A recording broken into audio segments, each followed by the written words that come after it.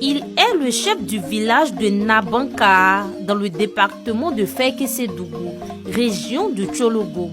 Ce bouc règne depuis plus de 15 ans dans ce village qui abrite plus de 100 âmes. Le bouc qu'on a gardé, c'est lui le chef du village. Nous le considérons comme un homme. C'est un grand pour nous-mêmes dans le village. Si demain n'est pas là, il faut chercher un autre. Il y a ses enfants. On peut mettre un et puis lui va partir. Selon ces notables, cet animal veille sur les populations. Il est le garant de la tradition. Ce bouc-là, quand les jeunes viennent la nuit et ils montent sur ça, c'est ça qui est le chef du village. Si on n'a pas gardé ça, on n'est pas tranquille. Parce que si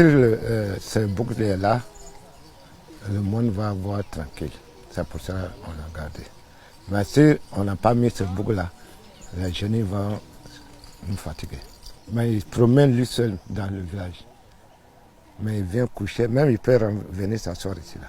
Il vient venir coucher ici. Mais tu ne peux pas parler avec lui, tu ne le frappes pas. Il est là toujours. Pour les fils de Nabanka, c'est une fierté d'avoir cet animal comme chef.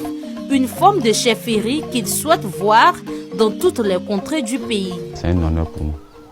un grand plaisir pour nous. Il est le chef de nos villages. Ouais, on lui doit du respect. En tout cas, si c'est le respect, on lui doit du respect. Les étrangers sont arrivés, ils étaient derrière ce bouc. Tout le monde est en train de le filmer. Ils sont allés se regrouper derrière ce bouc. Donc vraiment, nous, on était fiers de notre village. Quand nous le voit, on est content, on espère qu'il n'y a pas de soucis. Il veille sur nous. Quand les gens viennent chez nous, là, nous on le montre, ah, voici notre chef de village. Nous, on est fiers. C'est normal, c'est un bon symbole pour nous. Ces initiés, sortis fraîchement du bois sacré, disent être honorés de confier leur destinée à un tel chef qui mérite, selon eux, respect et soumission. Ça nous fait plaisir de le voir parce qu'il reflète un peu la réalité du village. Et puis bon, vu les temps passés, il y a nos grands-pères qui sont passés, nos arrière-grands-pères qui sont passés, il était présent et à notre temps encore il est toujours présent. Donc il nous fait commémorer à leur mémoire.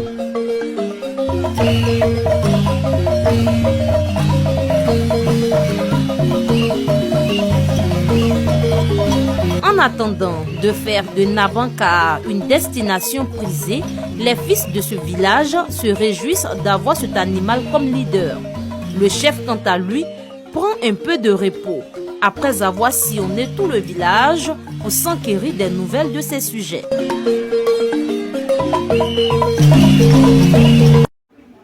أعوذ بالله من الشيطان الرجيم بسم الله الرحمن الرحيم سبحانك لا علم لنا إلا ما علمتنا إنك أنت العليم الحكيم ولا فهم لنا إلا ما فهمتنا إنك أنت الجواد الكريم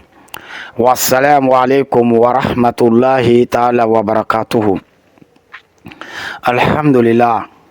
يانكنكو كما سابيلي نتانو Dante masamin tanulila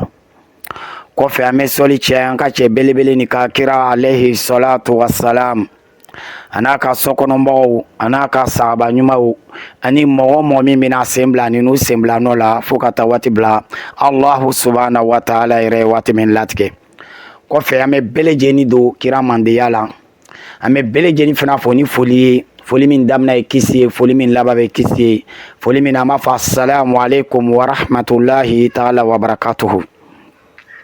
alhamdulillah alibi amaka makasidu le kam oloko sanya ire mo la ka fuko makasidu bilibili ba lor le bamburu muharabatu saharatu wa jami'il anwa'i shirk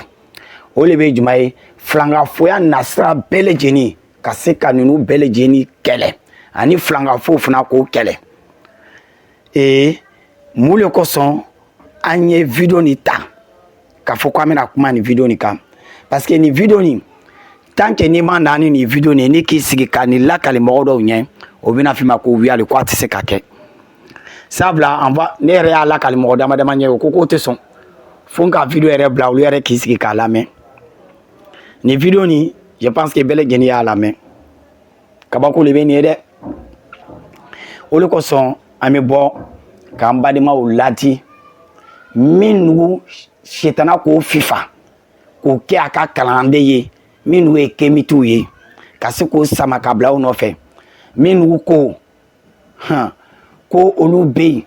ka kakɔrɔw le kɛlɛ kɛ k'a fɔ ko non faut que farafinw bɛ siriko kakɔrɔ le ma mɔgɔw m'a lɔn kakɔrɔ nin yɛrɛ tun bɛ jɔnya le ye o parce que kakɔrɔ tun bɛ sitanabato le kakɔrɔ tun bɛ jitɔya le k'i nɔrɔ jinɛ sitanaw la ala taara b'o le ɲɛfɔla o an ma suratul jinni la kɛna rijalun minal ins yawuzuna bi rijalin minal jin fazaduhum rahaqa depuis adamadenw daminɛ la ka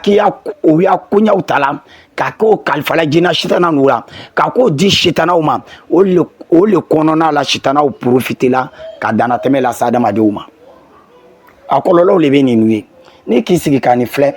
ala ka adamaden min dan ka adamaden bonya ala taara yɛrɛ ko kuranna kɔnɔ ko n ka adamaden ni fisaya kuranna y'a gbɛrɛ la ko inni jaayilu fil ardi khalifa ka dugukolo tigiya ta ka di aw ma k'aw kɛ représentant ye dugukolo kɔ kan ka dugukolo gérance di aw ma alu bɛ tigɛ a yɛrɛ la ka se nin niveau nin la a bɛ tigɛ a yɛrɛ la ka se nin niveau na f'a bɛ ban ka baganw le ta ka baganw kɛ aw ka ɲɛmɔgɔ ye ka baganw kɛ aw y'a dugutigi ye kabako le bɛ nin ye dɛ olu kosɔn n bɛ fɛ ka adamaden lɔn taa kuranna kalan ni k'i bɛ fatɔ le ɲinina ka fatɔ yɛrɛ fana lɔn i bɛ fɛ k'a lɔn jɔnw de bɛ fatɔ ye adamadenw cɛma taa kuranna kalan ni mako bɛ hakilitigiw de la mɔgɔ minnu hakili dungɛ mɔgɔ minnu kiyan de taa kuranna kalan kuranna bɛna nin bɛɛ lajɛlen fɔ an ye olu kosɔn n'i ka kuranna ye i b'a adamaden yɛrɛ lɔn f'i bɛ kuranna le kalan ka kuranna lɔn d'abord la i b'a adamadenw yɛrɛ suguya yɛrɛ lɔn quoi n'i ye kuranna lɔn i b'a adamaden nasɔn bɛɛ lajɛlen ye parce que adamaden façon tɛ yen k'a fɔ ko min ala ma kuma u ka kuranna kɔnɔ quoi wallahi ala taara ye ninnu bɛɛ lajɛlen fɔ ala taara ko a ma bada uzu billahi mina shaitanir rajim a ko a ma cogo di a ko ulaika kal an'am bal hum adallu wa ulaika humul ghafilun ala taara ko ninnu mɔgɔ o bɛ ko baganw ninnu yɛrɛ walima ninnu ye fili de bɛ fɔ ka tɛmɛ kuranna aya gbɛrɛ a ko bagan yɛrɛ ka fisa ni ninnu yɛrɛ ye sabula ni ka adamaden ye e bɛ sɔn ile hakili dafan de bɛ e bɛ sɔn ka bagan ta k'o le k'ile y'a dugutigi ye bagan le bɛ kabila kuturu zeri la o bi mɔgɔw le fana bɛ yen ka ni bagan ni labato imagine toi ni ko dɔw bɛ yen ni kɛlɛ bɛ mɔgɔw ni ɲɔgɔn cɛ bagan de bɛ ninnu jugement bɛɛ lajɛlen kɛ pa mina na don ninnu walawalali ninnu la yen parce que bagan bɛ cogo di de mun le kosɔn bagan ni tala k'a bila sitana ko de bɛ o mɔgɔw bɛna ɲininkali kɛ est-ce que bagan bɛ se ka koɲaw dɔw régler wa est-ce que a bɛ se ka na ni message dɔw ye wa est-ce que a bɛ se ka kɛlɛ fila ban wa walima furuɲɔgɔnma fila ya kɛlɛ a bɛ se k'o ban wa walima ni kabila fila kɛlɛ la est-ce que bagan bɛ se ka kuma a la wa mɔgɔ dɔw le fana bɛ yen minnu bagan ni ninnu fana sitanaw fana bɛ tɛmɛna bagan de fɛ ka message lase olu ma i b'a ye k'a fɔ jeune yɛrɛ ko cogo di n'i bɛ dugu jumɛn de la d'abord o de bɛ nabaka ye nabaka o bɛ ferekese dugu yɔrɔ dɔ de la o bɛ ferekese dugu région de la sabula ne yɛrɛ tun kan sigi n tun b'a la ka nin kuma fɔ y avait un jeune a nana traitement k'an fɛ n tola kumana ko non ko ni yɛrɛ b'olu yɛrɛ a village le ko ale yɛrɛ bɛ bɔla village min na kɛ ko ni bakɔrɔnin bɛ yen nin ko mais ko ni bakɔrɔnin ko bi ko a sala plus de 15 ans voilà parce que vidéo nin tun bɛ kɛ tuma min na plus de 15 ans a tun bɛ dugu kɔnɔ ale bɛ dugutigi ye ni ban a bɛ yala a bɛ ko bɛɛ lajɛlen kɛ mais jeune ko l'heure n'a sala mais i b'a ye k'a fɔ vidéo na cɛ ni y'a yɛrɛ k'a fɔ non même n'a sala a denw ka ca o bɛ n'o denw bila a place la c'est que ni ban foyi tɛ s'a ma imagine toi ni sala ni suguya kɛla cogo di ni a sugu kɛla cogo di a tɛ don mo o bɛna taa ni sutarali o bɛ taa ni su doli comme adamadenw bɛ su donna ɲamu kan imagine toi ni sayalo village bɛɛ lajɛlen bɛna kasi dɛ an bɛna ɲininkali kɛ ni nugu mɔgɔw ji le tun b'o kunna bɛ mun le ala taara ye nin fɔ sitana wa sitana man ɲi dɛ sitana n'adamaden ma sina sitana ɲɛ i k'i ni jagoya sitana la dɛ sitana man ɲi sitana le b'a adamaden kuturu fifa k'a kɛ lalogo ye k'a kɛ bagan yɛrɛ bɛ fisaya ka tɛmɛ adamaden kuturu yɛrɛ kan sitana de bɛ nin kɛ ile yɛrɛ bɛ nin filɛ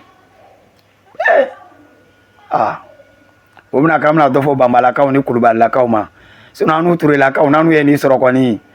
nin ye naji ɲɛnama le ye dɛ b'a kɔgɔni ten k'o ta k'o kɛ dugutigi ye Fabien ko jugu ala taara y'o d'a ma hali bi an bɛna taa n'a ye mawudu ye parce que ni a mako bɛ décortiquer la voilà parce que dɔw bɛna ɲininkali kɛ a kɛra dugutigi ye est ce que a bɛ se la ka kiti tigɛ wa est ce que a bɛ se la ka jugement kɛ wa i b'a ye k'a fɔ cɛ nin y'a yɛrɛ vidéo la k'a fɔ ko non parce que mun le siranya dɔ le k'o bila nin la a ko jina min n'u bɛ yɔrɔ tɔgɔ la nan ni bakɔrɔnin tɛ yen u bɛna na kabila nin de kɛlɛ u bɛna tɔɔrɔya de lase mɔgɔw ma c'est que bakɔrɔnin bɛ yen u bɛ yɛrɛ bakɔrɔnin kan bakɔrɔnin de bɛ yen sisan k'olu latanga c'est k'olu kosɔn bakɔrɔnin nommé comme chef de village ale bɛ ka kabila yɛrɛ sécuriser contre jina sitana ninnu pourtant jina sitana bɛ nin le utiliser la k'aw fifa k'aw ma gbɛngbɛngbɛngbɛngbɛngbɛn ka taa n'a ye jahanama la sabula mɔgɔ o mɔgɔ min sala filankafoya la i sala ni fɛn nasɔn n'o batoli la k'a fɔ ko ni le bɛ dugu la tanga ni le bɛ hɛrɛ lase dugu ma ni le bɛ dugu ma ɲɔni ka bɔ dugu ma village ma ni le bɛ to sanji bɛ ben ni le b'a to yen k'a fɔ ko aw bɛ sécurité la hali bi a tɛ sécurité la an b'a bila sécurité la ba a bɛ danger yɛrɛ de la sabula mɔgɔ o mɔgɔ min sala ni filankafoya nin kan i bɛ taa mun fɔ ala taara ɲɛ bagan ala taara y'a fɔ kuranaya la a ko ninnu dɔw bɛ yen o filila ninnu dɔw yɛrɛ bɛ yen o ɲinɛna o yɛrɛ kɔ ninnu dɔw yɛrɛ bɛ yen bagan yɛrɛ ka fisa n'o ye ko bagan yɛrɛ ka fisa ni ninnu dɔw ye maintenant bakɔrɔnin fana a y'a élément le fana bɛ yen adamaden dɔw le fana bɛ yen komi an ɲa bɛ groupe min na vidéo laban na nin olu le bɛ yen bakɔrɔnin n'a message bɛ passer la olu le ma olu le kɛla comme messager voilà voilà dugutigi y'a voilà comme an fɛ an b'a ye k'a fɔ ko wa ni dugutigi ka kuma lase jeliba dɔ bɛ yen voilà bakɔrɔnin fana y'a jeliba de fana bɛ ninnu ye minnu bɛ a miroir ni a dozofɛn ni ɲangara ɲangara bɛ minnu bolo nin voilà olu de bɛ traditeurs ye quoi voilà collaboration bɛ kɛ ni nin le ye an bɛna na dɔn ni walawalali la je pense que faamuyaliw bɛna caya mɔgɔ caman de bɛna dɔ faamu an b'a fɔ k'emi t'u ma nin ma ɲi ten dɛ adamaden kuturu n'a ko k'an bɛ siri ko kan an k'ale de ɲɛfɔ kakuru a tɛ nin kuma tu ka bɔ a daba silamɛya de nana an bolo minɛ dɛ silamɛya de nana an bila sira telini kan silamɛya de nana an bɔ fili la a tɛ toba